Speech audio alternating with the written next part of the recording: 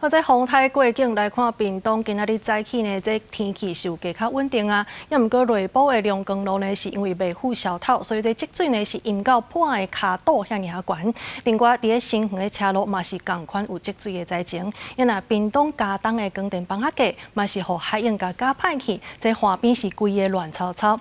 当地居民是希望讲，这个积水呢会当赶紧提去，通好摒扫甲整理。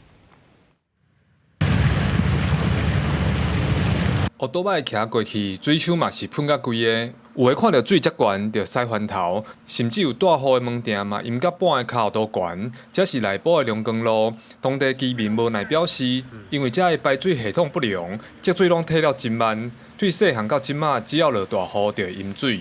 每年必淹啊，只要台风下雨就一定淹。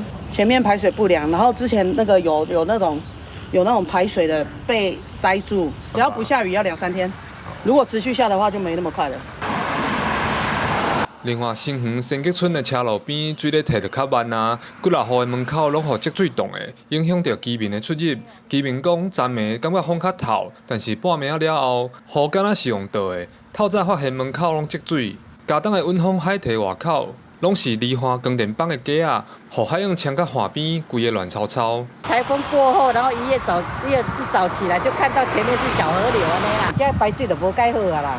所以阮若变若落大雨，就是即摆水入去流入了，也搁倒积出来安尼啦。 即摆丹仔市风台造成屏东总共8326户停电，较严重的是九如地区、里港、万丹甲屏东市，大部分拢是风甲树仔吹倒去缀着电线造成的停电。台电屏东区表示，早起10:29已经全部修复。